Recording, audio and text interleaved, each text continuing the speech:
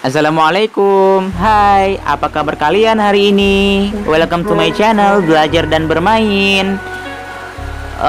Teman-teman, jangan lupa untuk klik tombol subscribe dan tombol notification ya, agar kalian dapat mengetahui hal-hal baru apa yang akan saya posting ke depannya.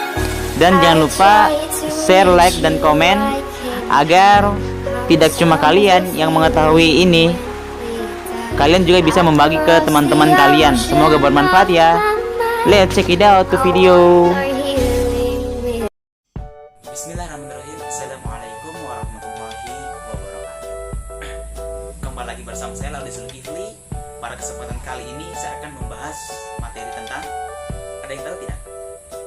Ada yang pernah mendengar ekosistem, rantai makanan, jaring-jaring makanan, ataupun piramida energi? Nah, agar kalian tidak penasaran, langsung saja ke videonya yuk.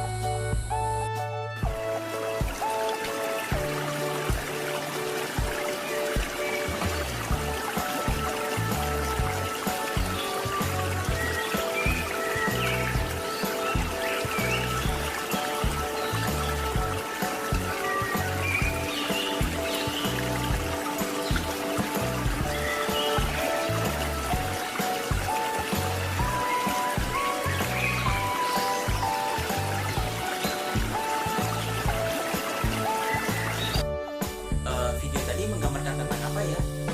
Ataupun aktivitas apa ya? Kok ada tumbuhan dan hewan yang saling berhubungan? Nah, pada kesempatan kali ini saya akan menjelaskan 4 subtopik. Yang pertama ada pengertian ekosistem. Yang kedua ada pengertian dari rantai-rantai makanan dan prosesnya tentunya. Yang ketiga ada jaring-jaring makanan. Yang keempat, apa itu piramida energi? Nah, teman-teman, ada yang pernah dengar nggak apa sih ekosistem itu? Ekosistem adalah suatu sistem ekologi yang terbentuk diakibatkan ada hubungan timbal balik antara lingkungan dengan organismenya. Nah, cakupan ilmu ekosistem ini ada 2, yakni yang pertama ada ekologi tumbuhan dan yang kedua ada ekologi hewan. Ekologi tumbuhan adalah ilmu yang mempelajari tentang hubungan suatu tumbuhan dengan lingkungannya. Sedangkan ekologi hewan adalah suatu ilmu yang membahas tentang hubungan hewan dengan lingkungannya. Tentu hal-hal apa saja yang mempengaruhi hewan ataupun tumbuhan terhadap lingkungan. Setelah kita mengetahui pengertian dari ekosistem dan cakupan-cakupan ilmunya, ternyata di dalam ekosistem itu ada yang disebut dengan rantai-rantai makanan. Nah, rantai-rantai makanan adalah suatu peristiwa perpindahan materi dan energi dalam serangkaian peristiwa makan dan dimakan yang dilakukan oleh suatu organisme dalam urutan tertentu yang berlangsung satu arah. Nah, sehingga muncul pertanyaan, prosesnya seperti apa sih?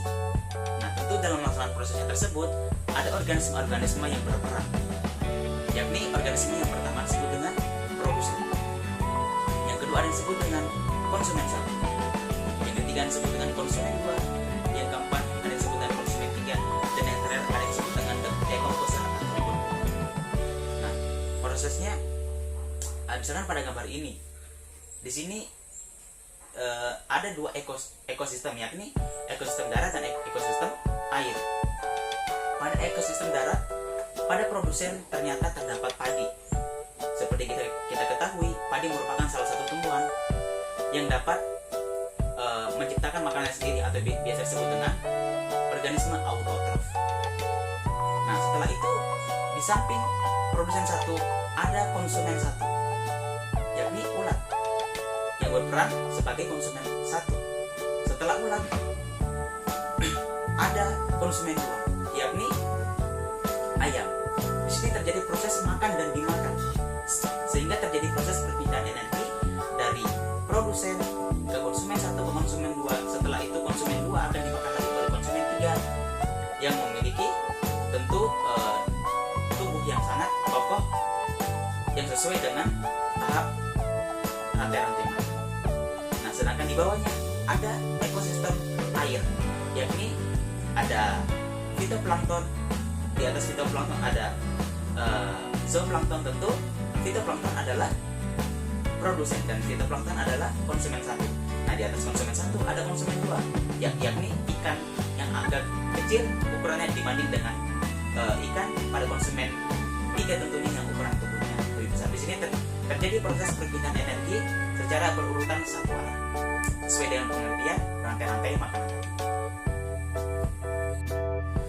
Setelah kita mengetahui pengertian dari ekosistem, jaring-jaring makanan beserta prosesnya dan organisme-organisme yang berperan dalam siklusnya, ternyata di dalam ekosistem ada juga yang disebut dengan jaring-jaring makanan.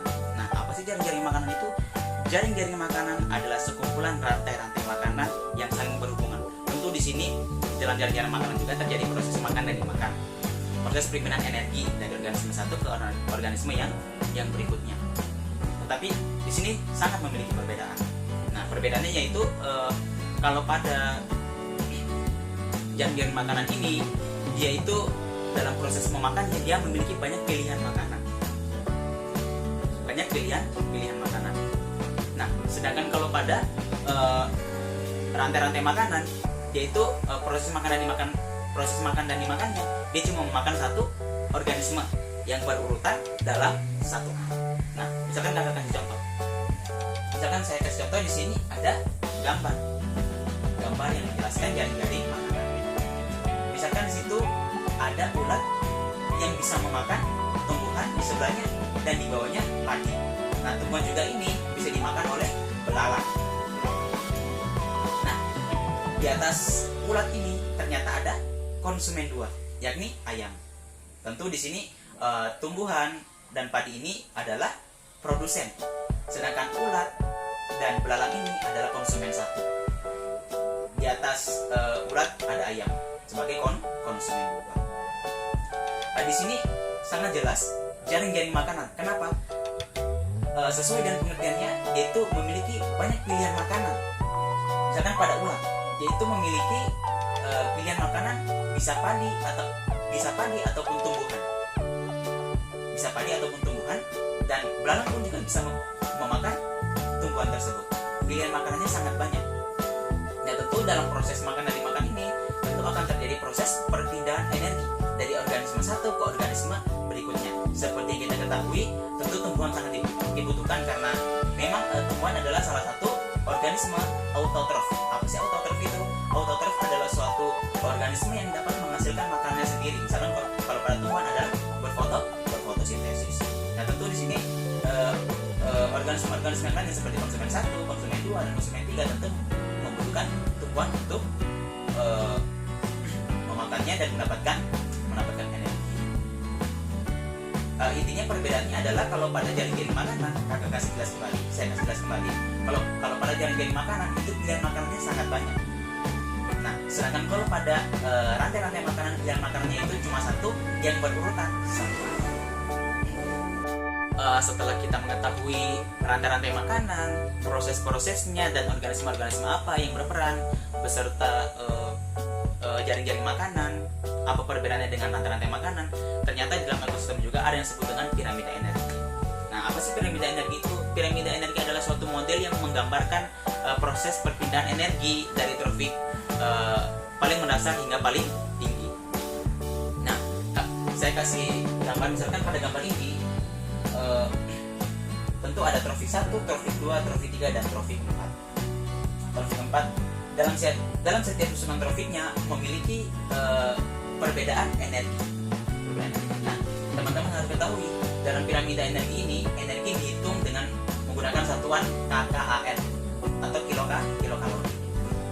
Misalkan pada gambar ini, pada trofik pertama ternyata diduduki oleh pihak tumbuhan atau produsen, yakni seperti padi ataupun tumbuhan-tumbuhan yang lainnya. Seperti yang kita ketahui, kenapa energinya besar terletak pada produsen ini? Memang karena tumbuhan adalah salah satu organisme yang mampu menciptakan makanannya sendiri. Nah, sehingga muncul pertanyaan, loh, kok pada trofik kedua energinya berkurang dan dari 10.000 menjadi 1.000? Nah, sehingga muncul pertanyaan, kenapa? Karena pada tumbuhan ini kan terjadi juga proses metabolisme. Nah, dalam proses metabolisme itu membutuhkan energi tentunya.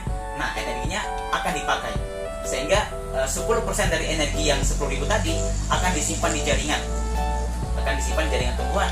Nah, ketika terjadi proses makan dan dimakan antara tumbuhan tumbuhan dengan misalkan pada trofik kedua ini ada tikus ataupun ulat dan belalang, apabila dimakan oleh ulat, maka 10%-nya tadi yang tersimpan dalam jaringan tumbuhan akan dimakan oleh ulat, maka 10%-nya tadilah energi itu akan berpindah kepada ulat tadi, sehingga berkuranglah energinya dari 10.000 menjadi 1.000. Nah, begitu pula pada trofik berikutnya, di trofik ketiga diduduki oleh katak dan ayam. Tentu mereka adalah konsumen yang bisa memakan belalang dan ulat. Nah, kenapa bisa berkurang lagi energinya? Sama halnya seperti itu. Tentu ulat juga ataupun belalang ataupun tikus melakukan proses metabolisme. Tentu dalam proses metabolisme membutuhkan energi.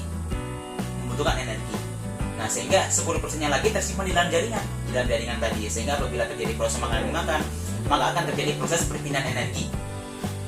Hanya berkisar sekitar 10% dari energi yang ada pada ulat ataupun belalang tadi. Begitu pula sampai kepada trofik puncaknya. Intinya di setiap proses makan dan dimakan dari organisme ataupun trofik satu ke trofik berikutnya, tentu energi yang tersalurkan akan semakin berkurang karena terjadi proses metabolisme di setiap individu tersebut, sehingga membutuhkan energi yang nantinya akan membantu dalam proses metabolisme itu sendiri. Selesai sudahlah 4 pembahasan pokok kita pada kesempatan kali ini, yang mana pada subpokok pertama tadi kita menjelaskan pengertian dari ekosistem dan cakupan ilmunya, yakni ada ekologi tumbuhan dan ekologi hewan.